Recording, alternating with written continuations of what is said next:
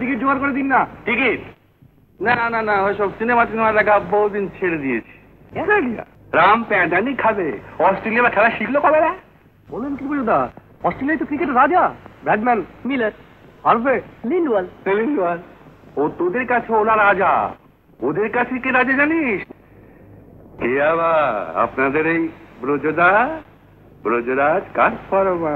বলেন কি? হ্যাঁ, এই ব্রজদা ব্যাট ধরেছে, রেডিওতে অ্যানাউন্স হলে পরেই একেবারে অফিস কাছারি স্কুল কলেজ সব ফাঁকা। 2 টাকার টিকিট 200 টাকায় ব্ল্যাক। হ্যাঁ, ঠাকুরদার বাপের নাম মনে আছে? ছাগল কোথায়? এই জন্যই বাঙালির অত পছন্দ। বাঙালি নিজের ইতিহাস নিজেই জানে না।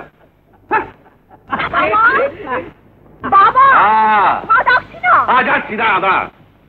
শোন, শুধু 3 ওভারে সেঞ্চুরি করে ওয়ার্ল্ড রেকর্ড নিয়ে এমন দুটো প্রবলেমের সৃষ্টি করেছিলাম যার সমাধান আজও পর্যন্ত হয়নি। চান্স পাস তাহলে এমসিসির ওই মিউজিয়ামে গিয়ে কাগজপত্র খুলে দেখিস। ব্রজদার পাগল জিনিসটা কি মশাই? বলুন না ব্রজদা, কি পাগল? বলুন না ব্রজদা, পাগলটা কি? বলুন না ব্রজদা, বলুন। সেবারে হ্যাঁ, বিলেত থেকে এমসিসি খেলতে এসেছে। আমি তো আর 2 হাতে বল করতাম। আচ্ছা, ডান হাতে ফাস্ট বল, বাঁ হাতে স্পিন বল।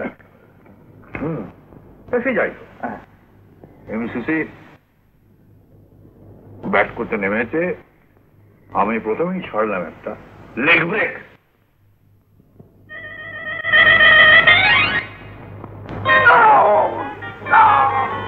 My leg! মানে একেবারে ওই রিয়েল লেগ ব্রেক তো।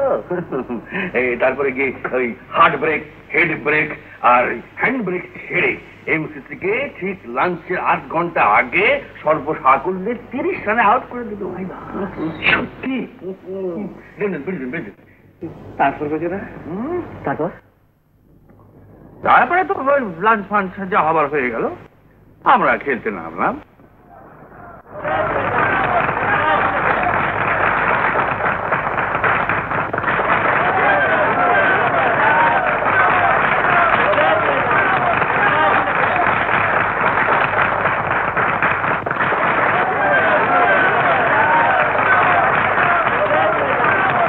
কিন্তু দেখা গেল যে 15 মিনিটের মধ্যে 7 রানে ঝপঝপ করে 5টা উইকেট পড়ে গেল। তো তখন ওই 7 ম্যান খেলতে নামলাম আমি।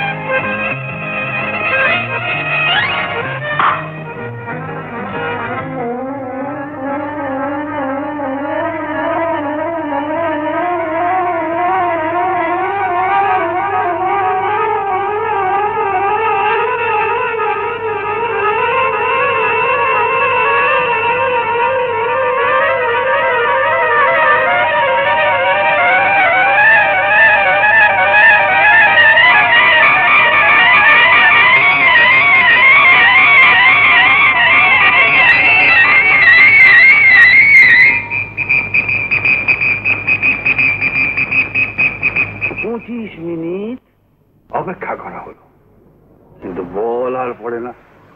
মিটিং বসলো, ওরা বললো যেটাকে কি বলা হবে, অর্ডিনারি বাউন্ডারি না ওভার বাউন্ডারি না সুপার বাউন্ডারি। শেষ পর্যন্ত এটাকে ব্রজদাস ফাটল বলে খেলা ফেরা আরম্ভ হল। নেক্সট বলে আবার তুই এরকম পারবে, এবার আরো মুখ।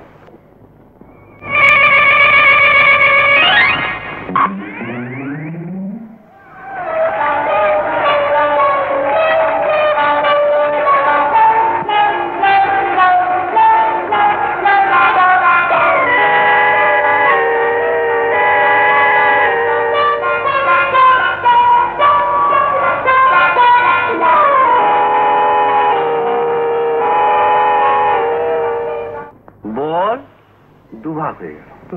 কি হয়ে গেল? দুভাগ হয়ে গেল, অর্ধেকটা ক্যাচ অর্ধেকটা ওভার বাউন্ডারি। কি করবে? কি করবে?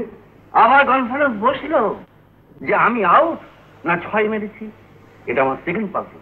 আরে এমসিসির ম্যানেজার তো বলেই গেল যে ইন্ডিয়া একদিন পৃথিবীর সর্বশ্রেষ্ঠ দলকে হারাবে, আর তারই পথপ্রদর্শক হচ্ছে কে? আমি। তোমার ব্রজদা বুঝলি বলতো আমাকে আর ক্রিকেট খেলা শেখাচ্ছি। কড়া বাজে মা 9:15। 9:15 জানেন না বড়বাবু এখানে কি? আরে শোনো তাহলে আজকে সকালে কাটলো।